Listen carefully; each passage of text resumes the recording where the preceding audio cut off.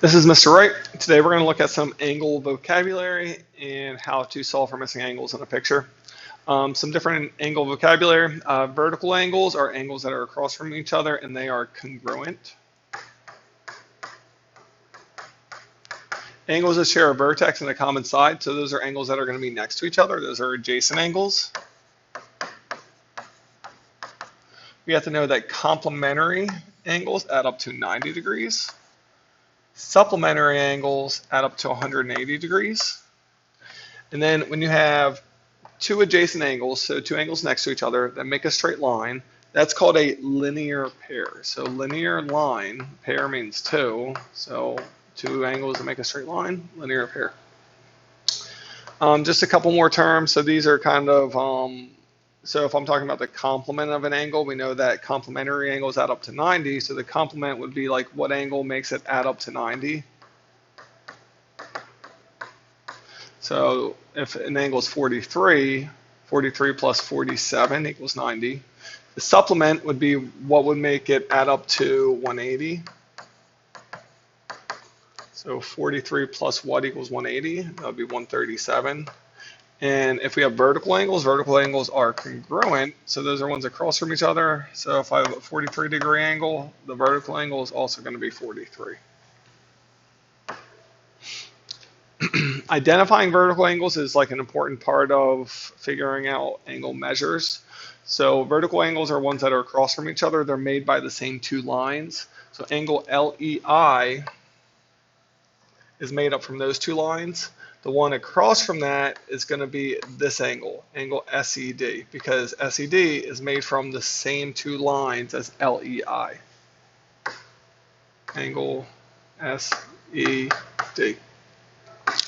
Angle PES is this angle. The angle across from that, the vertical angle to PES, is going to be angle LEF. So LEF is made from the same two lines. Just look at one more, angle SEF. So SEF is two angles together. So across from that is going to be, if I just look at the same two lines, it's going to be this angle. So it's going to be those two angles together, angle LEP. So it's really important that you can identify the vertical angles because they're going to be congruent to each other. So let's kind of apply this to a problem like everything we've been talking about. So whenever you have like two lines crossing, it creates four angles. So I'm looking at this. The first thing I would do is, so if we know one of these angles, we can find the other three. So the first thing I would do is just label the vertical angle. So the 48 across from that is also going to be 48. So the next thing I'm looking at is I know if two angles make a straight line, it equals 180. So like this angle plus this angle is going to equal 180. So to solve for the missing angle, I'm just going to subtract 48 from that 180. I get 132. So this angle would have to be 132 because 132 plus 48 equals 180. So then the vertical angle to that is also 132. All right, so then we can do the same thing with the 80. So across from the 80 is also going to be 80. Then like these two angles together have to equal 180. So that means that this angle is 100 to make it equal 180. Across from the 100 is also going to be 100. So now, so those situations are going to come up a lot. The last thing we want to focus on is in the middle of my picture, I have a triangle. All three angles in a triangle always add up to 180. It doesn't matter what the triangle looks like, the three angles always have to equal 180. So if I know two of the angles, I'm just going to do 180 minus 100 minus 48. That would end up with 32 degrees. So this angle is 32. Now to find the last three angles, across from the 32 is also 32 because those are vertical angles. And then back to what we were just doing, like the two angles next to each other form a straight line. They have to add up to 180. So 180 minus 32 is 148. So whenever I have a picture like this, I would try to figure out all of the missing angles first, and then I can answer the questions about what each angle is by just like looking at the picture. Let's do one or two more of these. So this next one, the picture isn't labeled, so the first thing I'm going to do is just label that picture. KOR is 89.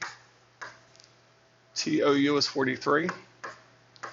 So there's a couple different ways to do these types of problems as long as you follow your rules. So I notice that I have a straight line. So that straight line is 180. So the angle next to the 89 has to add up to 180. So 180 minus 89 gives me 91 degrees. So that angle would have to be 91. Across from the 91 is also 91. So now I'm just missing one angle. There's a couple different ways to find this, but one way is like these three angles together have to equal 180 because all three form a straight line. So if I do 180 minus 91 minus 43, I end up with 46 degrees. So this missing one has to be 46. So these are some of the things you want to start recognizing when you look at pictures is like look for those straight lines and know it has to equal 180. And look for your vertical angles because those are going to be congruent. Let's do one more problem. So this one, we have the symbol AC is perpendicular to CE. So what I'm looking for is I'm looking for these two lines, AC and CE. Where they meet, it's going to be a right angle, 90-degree angle. So I'm going to put a right angle there. So whenever we see that, that's what we want to add to the picture. It also tells me that the measure of angle DBE is 50. So I'm going to write a 50 there. Now we're going to do the same thing. So I'm going to start off with by the 50. I'm going to, across from the 50, those angles are vertical, so they're going to be congruent. Then I also know that these two angles together have to equal 180 because they form a straight line. So 180 minus 50 is 130. If that one's 130, the vertical angle is also 130. Okay, so we filled in all those angles. And now to figure out that top angle, I notice that I have a triangle. All three angles in a triangle have to add up to 180. So if I have two of them, I can just do 180 minus 90 minus 50, and the missing angle would be 40 degrees.